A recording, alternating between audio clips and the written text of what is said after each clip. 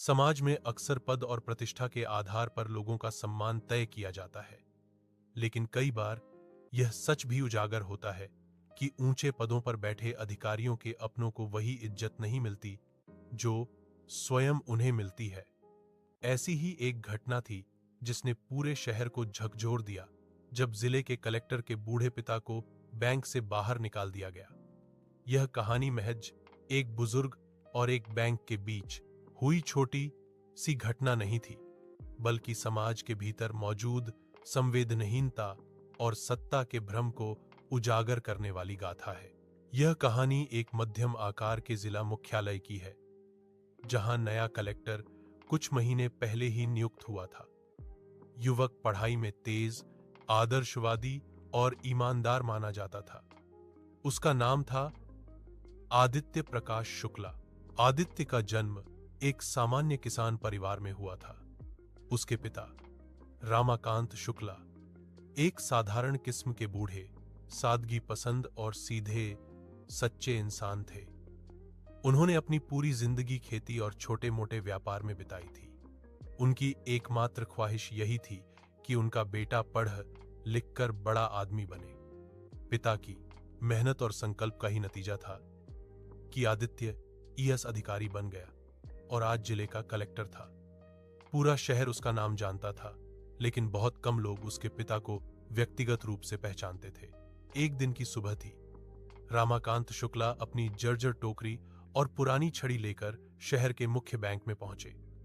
उन्हें अपनी पत्नी की दवा के लिए पैसे निकालने थे। घर में पासबुक पुरानी थी और हस्ताक्षर भी बूढ़े हाथ से कांपते हुए बदल चुके थे। बैंक भीड़ से भरा हुआ था। काउंटर पर जवान क्लर्क बैठे थे, जिनका स्वभाव व्यवहार थोड़ा रूखा था। रामाकांत धीरे धीरे लाइन में लगे। अधेड़ आवाज़ में बोले, बेटा 10,000 निकालने हैं। क्लर्क ने पासबुक देखकर कुछ सवाल किए। हस्ताक्षर मैच नहीं हो रहे, ये तो अलग लग रहे हैं, जाओ सही करो। बूढ़े ने थके स्वर में कहा, बेटा अब हाथ कांपते हैं, लेकिन ये मेरा ही खाता है, 5 साल से तो ऐसे ही चलता आया है। क्लर्क ने रूखे स्वर में कहा, देखिए बाबा जी, नियम सबके लिए एक जैसा है। यहां नाटक करने से पैसा नहीं मिलेगा, जाइए और गवाह लेकर आइए। रामाकांत के चेहरे पर मायूसी और अपमान की लकीरें खिंच आईं। वे बुदबुदाए, इतने साल से खाता है मेरा इस बैंक में, और आज ये दिन देखना पड़ रहा है।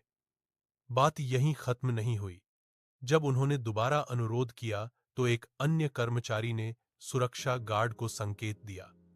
गार्ड ने आकर कहा, बाबाजी बाहर जाइए, यहां लाइन जाम मत कीजिए, और उनकी बांह पकड़कर धीरे से पर अपमानजनक अंदाज में उन्हें गेट की ओर धकेल दिया। रामाकांत धीरे धीरे खड़े हुए। उनकी आंखों में आंसुओं की नमी थी और होंठ बुदबुदा रहे थे। ये भी दिन देखना था हमें। हमारा बेटा इस जिले का कलेक्टर है और हमें पैसे निकालने के लिए भी धक्के खाने पड़ रहे हैं। पड़ोस में खड़े कुछ ग्राहकों ने यह सब देखा, लेकिन किसी ने हस्तक्षेप नहीं किया। समाज की चुप्पी संवेदनहीनता का सबसे बड़ा प्रमाण थी। घटनाक्रम का मोड़ किस्मत का संयोग ऐसा था कि उस दिन आदित्य प्रकाश शुक्ला यानी कलेक्टर ठीक उसी समय निरीक्षण के लिए उसी बैंक में पहुंचने वाले थे। उनकी गाड़ी बैंक के बाहर रुकी। लोग सतर्क हो गए। कर्मचारी भागते हुए तैयारी करने लगे। जैसे ही कलेक्टर ने गाड़ी से उतरकर प्रवेश किया, उनकी नजर बाहर बेंच पर बैठे अपने बूढ़े पिता पर पड़ी। चेहरे पर उदासी और अपमान की शिकन देखकर आदित्य सिहर उठा। उसने दौड़कर कहा, बाबा आप यहां?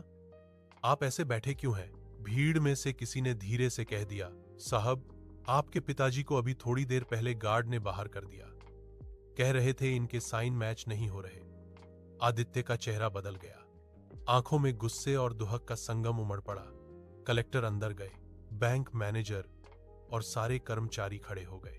आदित्य ने ऊंची आवाज में कहा, कहां है वो जिसने बाहर धकेला? गार्ड और क्लर्क सन्न खड़े थे। आदित्य ने कहा, जानते हो ये कौन है? ये मेरे पिता हैं, उस आदमी के पिता जिसे तुम लोग आज हाथ जोड़कर सर कहते हो। एक गरीब, बुजुर्ग इंसान को तुमने केवल उसकी असहायता और बूढ़ेपन की वजह से बैंक से निकाल दिया। बैंक का माहौल थम गया। ग्राहक अचकचाए खड़े थे। रामाकांत पीछे से धीरे धीरे अंदर आए और बोले, बेटा गुस्सा मत करो, ये लोग बच्चे जैसे हैं, इन्हें क्या मालूम हमारी पहचान। असल में गलती मेरी है, हाथ कांपते हैं, साइन ठीक से नहीं हो पाए। उनकी यह विनम्रता आदित्य के दिल में चुभ गई। उसने पिता का हाथ पकड़ा और कहा, नहीं बाबा, गलती आपकी नहीं है, गलती हमारी व्यवस्था की है, जो बूढ़ों को सम्मान देने के बजाय धक्के देती है। ये घटना अगर आपके साथ हो सकती है तो शहर के हजारों और गरीब बुजुर्गों के साथ रोज होती होगी। उस दिन आदित्य ने वहीं खड़े खड़े घोषणा की कि जिले के सभी बैंकों में बुजुर्गों और असहाय लोगों के लिए अलग से सुविधा काउंटर बनेगा। किसी को लाइन में धक्के खाने की जरूरत नहीं होगी। उन्होंने बैंक कर्मचारियों को सख्त चेतावनी दी कि भविष्य में ऐसी घटना दोहराई जाए तो कठोर कार्रवाई होगी। बैंक का माहौल तुरंत बदल गया। माफी मांगी गई, पिता के खाते से पैसे दिए गए, लेकिन उस अपमान की छाप रामाकांत और आदित्य दोनों के मन पर हमेशा के लिए दर्ज हो गई। अगले दिन यह खबर अखबारों की सुर्खी बनी, कलेक्टर के पिता को बैंक से निकाला गया, प्रणाली की कठोरता पर सवाल। शहर भर में चर्चा छिड़ गई। लोग कहने लगे, अगर कलेक्टर के बाप तक की इज्जत नहीं तो आम आदमी की कौन सुनता होगा। कुछ ने कहा, सही हुआ, वरना बड़े लोग कभी समझते कहां हैं कि छोटे आदमी पर नियम कैसे पड़ते हैं। अंत और संदेश रामाकांत फिर कभी उस घटना का जिक्र नहीं करते, लेकिन उनका बेटा आदित्य बार बार उस दिन को याद करके और ज्यादा संवेदनशील अधिकारी बन गया। उसे एहसास हुआ कि सत्ता की असली ताकत आदेश देने में नहीं, न्याय और संवेदना दिखाने में है। यह कहानी हमें यही सिखाती है कि इंसान को सम्मान उसकी पहचान या पद देखकर नहीं, बल्कि केवल उसके इंसान होने की वजह से मिलना चाहिए। समाज की असली खूबसूरती तभी है जब सबसे कमजोर, असहाय और निर्भर व्यक्ति को भी बराबरी का सम्मान महसूस हो।